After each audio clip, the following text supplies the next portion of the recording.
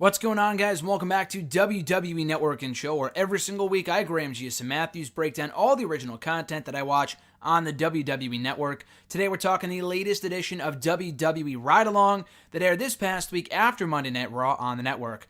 This edition was entitled Show on the Road, featuring the likes of Drew McIntyre and Dolph Ziggler riding together, as well as Renee Young, Corey Graves, and Nia Jax. I believe all five of these people, with the exception of McIntyre, have appeared on Ride Along before. Maybe McIntyre before, I don't know when that would have been, but definitely Ziggler with Miz before. Nia's been on before, definitely Corey, maybe Renee. I'd be surprised if Renee wasn't.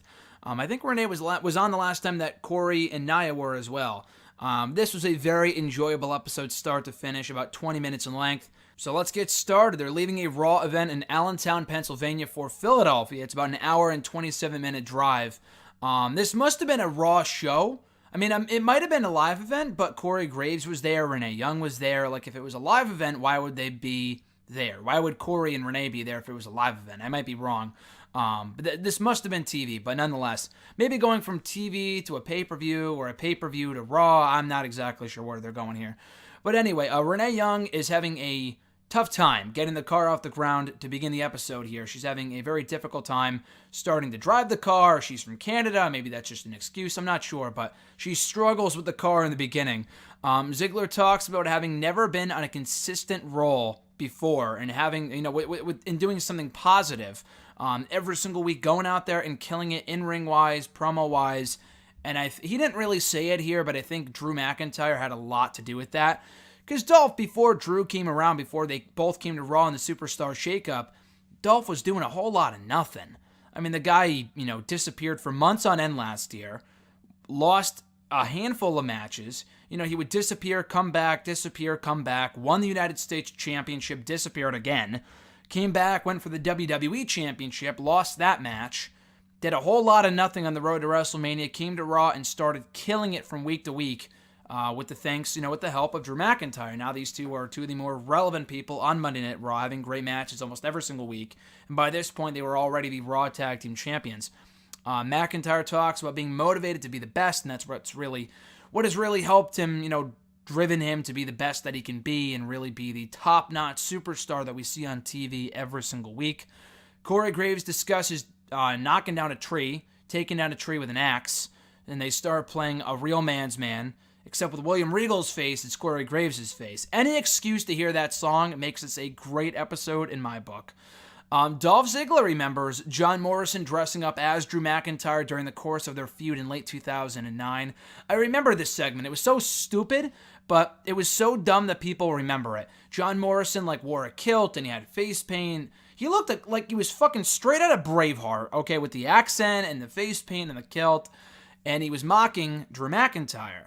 Now, Ziggler here calls him Nitro. I don't know why he calls him Johnny Nitro. That must have been what he knows him as, because Ziggler came up at a time when he was going as the name Johnny Nitro in 06-07.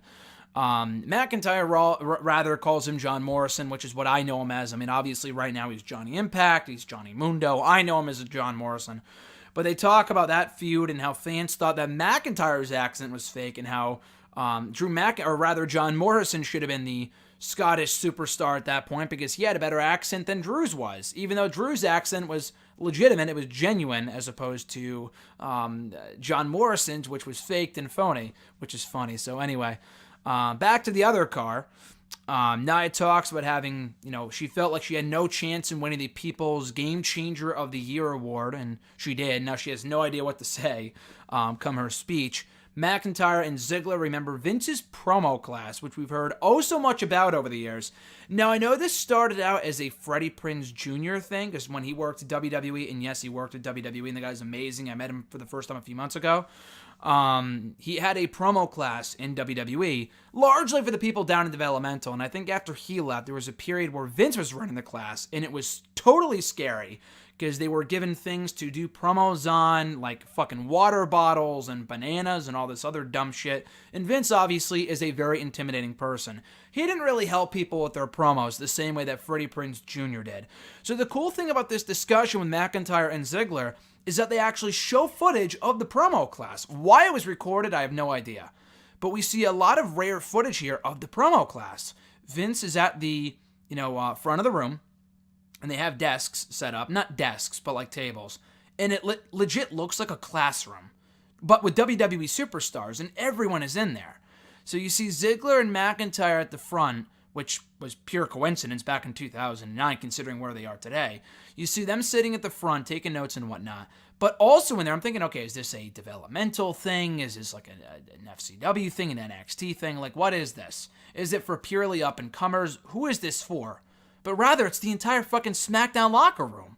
You see Ziggler, McIntyre. It must have been the SmackDown locker room in like 2009, because Big Show was there, Chris Masters was there, fucking CM Punk was there. I see CM Punk's in there, like, why the fuck is CM Punk in promo class? Like, give me a break. And the guy's like laughing like it's a joke that he's even there. And he's right, and it was just so funny to see. So that's why I love shows like this, because they show you rare footage of stuff we've never seen before. So I thought that was great. McIntyre talked about a time, they go on about the promo class for a while.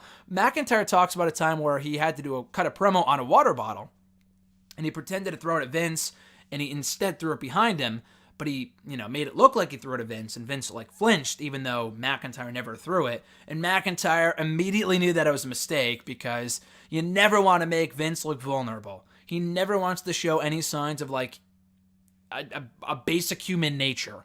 So the fact that he flinched, I'm sure Vince was not happy about that at all. So just them talking about this was just greatness. By far the highlight of the episode.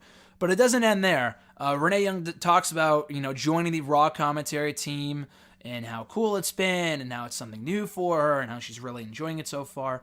McIntyre says he needs a hobby, according to his wife. According to his wife, he needs a hobby, and brings up how Ziggler has a hobby in doing the stand-up comedy, which he's been doing for a while now. Ziggler talks about that briefly, and how his brother's also doing it, which I did not know. I know his brother used to be down in NXT many, many years ago, like something Briley or Briley Price or something like that. He was an interviewer in NXT, got released, and I guess he's doing stand-up now in LA, and he has more practice than Ziggler does because he's doing it on a consistent basis. So Renee, Graves, and Nia discuss Canadian words, and how they're translated to the English language, even though it's all English, obviously. So they go back and forth about that. McIntyre and Ziggler discuss convincing Braun Strowman to do a frog splash off the top rope. Yeah, that was all Ziggler and McIntyre's idea. To do a frog splash in that six-man tag team match at Super Showdown in Australia, which he ended up doing, but he missed. I mean, not because he botched, but Rollins moved out of the way. But they were very fearful that he was going to miss it, and he did, but I mean, they were fearful that he would fall off the top rope. And it did not look great, and he looked like he was scared out of his mind to be on the top rope, but at least he tried, so props to him for that. So they play the game like, how well do you know each other? We've seen this on this show all the time. So they do it with Renee and Graves, and they do it with McIntyre and Ziggler. And they ask each other pretty basic questions, like with Graves, what word does he say a lot? And it's absolutely, what annoys Renee Young more than anything? And it's like, undone fingernails, or whatever it is. Manicured fingernails, or what, fingertips, whatever the fuck it is, I don't know. And what was Renee Young's favorite call that she's ever done? Graves says Dean Ambrose's return, and clearly that was it. There wasn't really a lot to choose from, because by this point they'd only been on the Raw commentary team together for 2 months. But still, it seems like they know each other pretty well. Same thing with McIntyre and Ziggler. Ziggler knows where McIntyre is from. He knew that his nickname was the Chosen One back in 2009. And even McIntyre knows Ziggler pretty well as well. He knows that he went to Kent State University, and he knows that he had 121 wins while on the wrestling team there. Which, I don't know how the fuck anyone could have remembered that, but I guess McIntyre had said it in a promo on Raw one time, so that's how McIntyre remembered. Anyway, in the other car with Nia, Graves, and Renee, they play the swipe left, swipe right game, where they give out Graves and Renee rather, yell out names of WWE superstars, and they say, would you date them, yes or no? So yeah, they play this game, and Nia swipes yes or no. Nia has a lot of dating things going on here. She talked about it the last episode with Byron, who was also brought up here, which we'll talk about momentarily. But she plays this game here too, so Nia's, I guess she must still be single, and ready to mingle apparently too. So she swipes no immediately to Mojo Rawley. She said no to Bobby Roode originally because he's married, but the rules were like, this is a clone of someone, would you date them otherwise? And she said no to him too, just because he's a bit on the shorter side and Nia would be taller than him. She says no to Roman Reigns, which is a good fucking answer. Because Renee Young's like, oh, what about, if it's a clone, he wasn't your cousin. Forget about the fact that he's related to you, the fact that he's your cousin. She's like, I can't think of it like that. That's fucking weird. It's no. So obviously, that's a great answer. I was hoping that she would say no, and she did. Otherwise, that would be very weird. But she does swipe yes to Drew McIntyre and Braun Strowman, which I'm not surprised by at all. So while in the Ziggler and McIntyre car, Miz ends up calling Dolph Ziggler. They talk about their ride-along from many years ago, from a few years back. They discuss Miz wearing sunglasses inside at 11 o'clock at night, and they go back and forth. They're obviously very good friends. Nia talks about joining Tinder.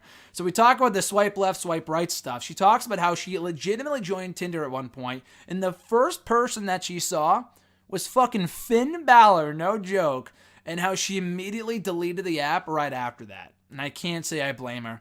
They do bring up Byron Saxton, though, saying how good of a guy he is and how he's perfect. He's a perfect fit for her and all this other stuff. So Nia ends up calling Byron Saxton. They go a bit back and forth over the phone, and he's like heavily flirting with her. They're really going at it here before she has to hang up because they arrive at a cemetery. So we'll talk about that in a second.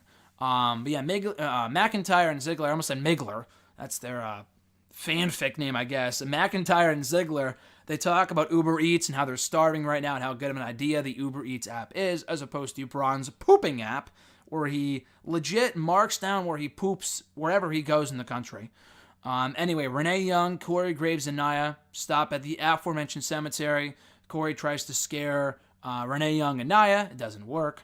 This should have aired before Halloween.